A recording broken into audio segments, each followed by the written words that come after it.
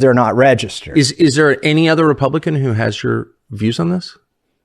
Well, I have Republicans who come to me on the floor and say, I wish I could vote with you today. Yours is the right vote, but I would just take too much flack back home.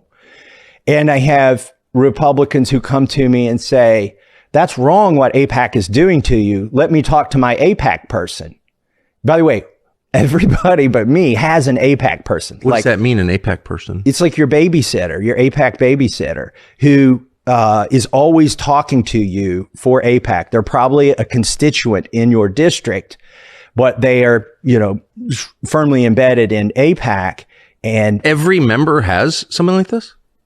I don't know how it works on the Democrat side, but that's how it works on the Republican side. And when they come to DC, you go have lunch with them, and they've got your cell number, and you have conversations with them. So I've had that's absolutely crazy. I've had 4 members of Congress say, I'll talk to my AIPAC person. And it's literally what we call them, my AIPAC guy. I'll talk to my AIPAC guy and see if I can get him to, dial those ads back. Why have I never heard this before? It doesn't benefit anybody. Why would they want to tell their constituents that they've basically got a buddy system with somebody who's representing a foreign country?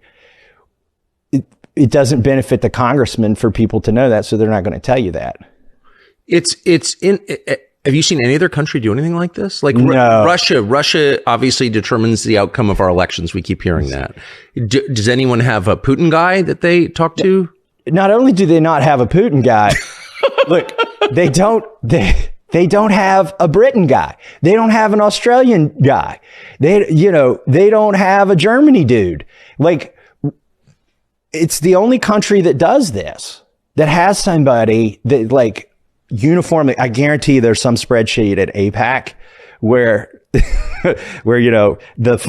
AIPAC dude who's matched up with the congressman is there, and then all the congressman's votes on the issue. Oh, has the congressman been to Israel?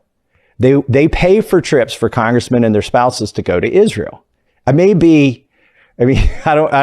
the only Republican who hasn't taken the AIPAC trip to Israel, but I'm probably one of a dozen that hasn't taken that trip, and the other ones just haven't got around to it. What's the trip like? Do you know? It's kind of like, I think, vacation-y.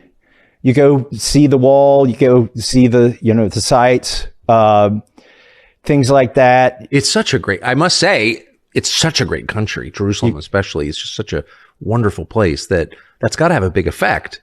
You go swim in the Dead Sea. Yeah, I've done that. Yeah. Not on an AIPAC trip, but right. I would recommend it to anyone. Are you sure it wasn't an AIPAC trip? I paid for it myself. No, it's just funny. I am a legit lover of Israel, of the place Israel. Right. I like the people, and I love the food, and the whole thing is so great. Look, but that's distinct from the government of Israel, which is just a foreign government. My sense is the people are very entrepreneurial. Totally. They're publicly minded. They care about their country. That they're generally good people, right? That's certainly been my experience in trips there, for sure. It's great. It's just I think it's probably one of my favorite, maybe my all-time favorite place to go with my family. But that's just a completely different thing from taking orders from its government.